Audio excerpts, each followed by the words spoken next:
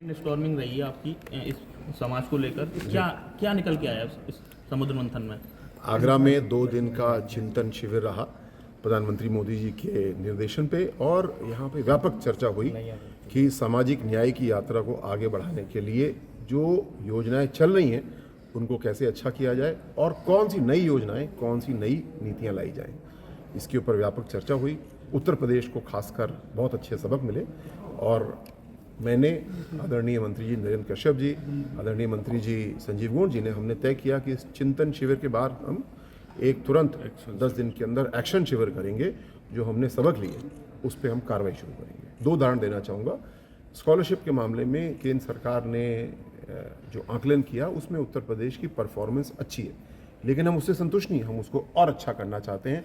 हमारे बच्चों को स्कॉलरशिप पूरी मिले, समय से मिले, कोई बच्चा ना छूटे, साथ साथ कोई घपले का मौका भी किसी को ना मिले। इसके लिए हम काम को आगे बढ़ाएंगे। सर इस दूसरा, जहाँ पे हम और अच्छा करना चाहते हैं, उद्यमिता के दृष्टिकोण से अनुसूचित जाति, ओबीसी, एसटी सभी वर्गों को जो आगे बढ़ने के लिए कौशल विकास की आवश्यकता है, बिजनेस कुछ लगाने के लिए यानी उद्यमिता की आवश्यकता है, उसके लिए हम लोग ने बहुत सारी स्कीमों के बारे में मंथन किया।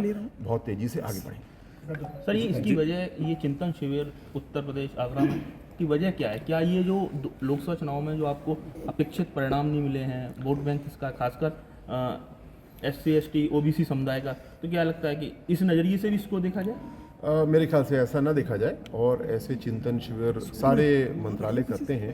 प्रधानमंत्री मोदी जी ने एक बहुत अच्छी पहल ये की कि ऐसे शिविर दिल्ली से बाहर होने चाहिए, ताकि राज्यों को भी अपना अपना योगदान करने का मौका मिलता है। मैं समझता हूँ ये आगरा का, उत्तर प्रदेश का सौभाग्य कि माननीय मंत्री जी डॉक्टर वीरेंद्र कुमार जी ने उत्तर प्रदेश में आगरा को चुना। हमने अनुरोध किया कि उत्तर प्रदेश को, आगरा को, हमारे अन्य भी एक से एक सुंदर सुविधा संपन्न नगर हैं, वहाँ पे भविष्य में छोटे बड़े ऐसे शिविर हों। सर यूपी में इनकाउंटर पॉलिटिक्स बड़ी तेजी से चल रही है लगातार। एनकाउंटर पर जाति पॉलिटिक्स सर, तो क्या कहेंगे सर उस पर?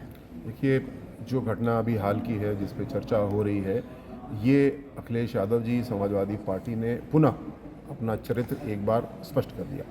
अपराधी अपराधी है, लेकिन कानून का राज सबके लिए बराबर होना चाहिए। इनकी नीति हमेशा से रही है, लड़के हैं गलती हो जाती है, और योगी जी की नीति है जिसकी जो गलती है उसको सदा मिलेगी। वो नवाब ब्रांड पॉलिटिक्स करने वाले कन्नौज के बलात्कारी हों या पुलिस के ऊपर गोली चलाने वाले हों, हमारी पुलिस आज सक्षम है, उसका मनोबल ऊपर है। अगर पुलिस के ऊपर कोई गोली चलाएगा तो पुलिस को ये अधिकार है, उसका दायित्व भी है कि आत्मरक्षा के लिए या दूसरों की रक्षा के लिए गोली चलाए। इस केस में भी यही हुआ। जो उसकी प्रक्रिया है, मजिस्ट्रियल जांच आदि, वो सब की जा रही है। इसमें कोई राजनीति नहीं होना चाहिए, ना जाति के आधार पे, ना किसी आधार पे। ये कानून का राज है, और इसी नीति पे चलते हुए आज योगी जी ने उत्तर प्रदेश को एक अच्छी कानून व्यवस्था दी है।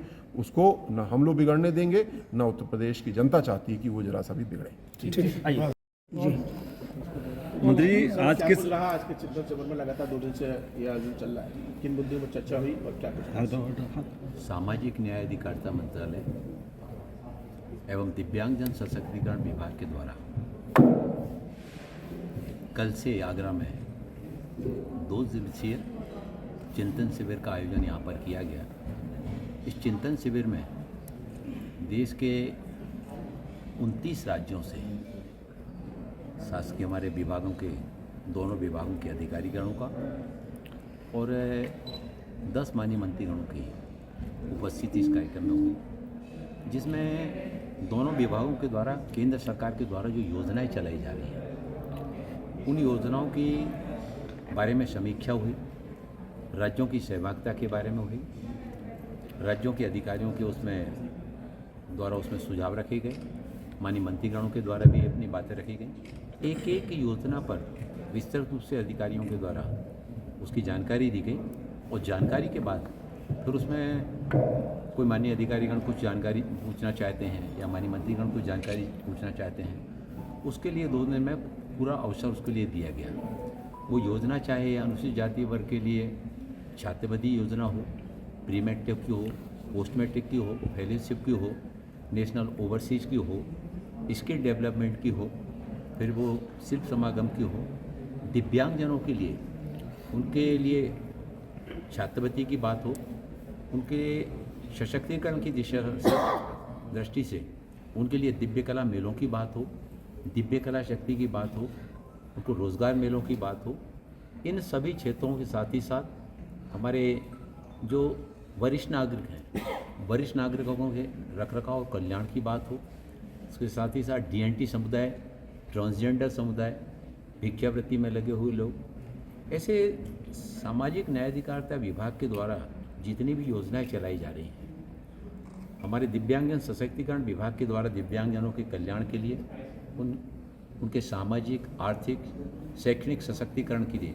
जितनी भी योजनाएं चलाई जा रही हैं, ऐसी सारी योजनाओं की समीक्षा विस्तृत रूप से यहाँ पर की गई।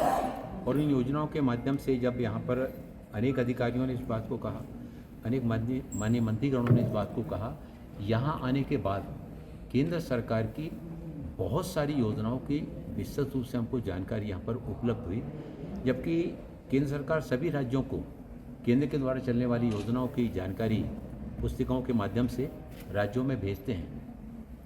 लेकिन इस तरह के जब शिविर का आयोजन किया जाता है, उस शिविर के माध्यम से जब बर्बली अधिकारियों के द्वारा बात रखी जाती है और उस योजना के संबंध में पूछने का भी जब अवसर उपलब्ध कराया जाता है, तो बहुत व्यवहारिक दृष्टि से योजना के बारे में बड़ी जानकारी लेकर हमारे माननीय मंत्रीगण और हमारे अधिकारीगण अपने अपने राज्यों में जाकर उन योजनाओं का बेहतर ढंग से, प्रभावी ढंग से क्रियान्वित करके हमारा जो लाभ वंचित समुदाय है, हाशिए पर रहने वाले लोग हैं, ऐसे सारे लोगों के सशक्तिकरण के लिए केंद्र सरकार तो योजनाएं चलाती है।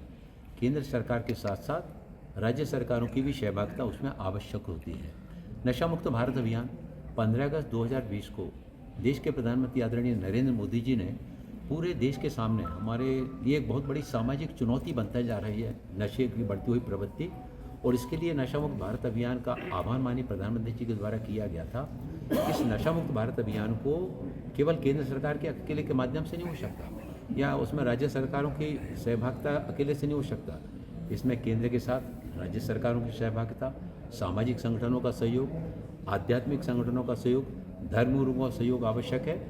ठीक उसी तरह से केंद्र की योजनाओं का क्रियान्वयन जब तक राज्य सरकारों की उसमें पर्याप्त सहभागिता नहीं जुड़ेगी, तब तक योजनाओं का क्रियान्वयन बेहतर ढंग से नहीं हो सकता है, क्योंकि केंद्र के सारे स्थानों पर उनका अमला नहीं होता है। राज्य सरकारों का अपना एक तंत्र होता है, प्रदेश स्तर पर होता है, संभाग पर, जिले पर, ब्लॉक पर, गांव पर। उस अमले के माध्यम से जहां केंद्र सरकार अपनी योजनाओं को पहुंचाता है, वहीं हमारे इस तरह के शिविर के माध्यम से राज्यों से ये अपेक्षा भी होती है कि वो भी अपने राज्यों में इस तरह की योजनाओं को प्रारंभ करके केंद्र और राज्य दोनों मिलकर सामूहिक रूप से लाभ वंचित समुदाय को, हाशिए पर रहने वाले लोगों को सशक्त करने के लिए आगे आए।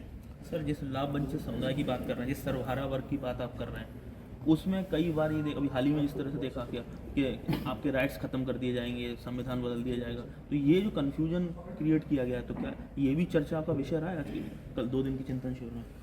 देखिए, जो आपने बात कही, पॉलिटिकल, ये राजनीतिक दृष्टि से लोगों ने अपने राजनीतिक लाभ के लिए उस समाज में एक भ्रम फैलाने का काम किया।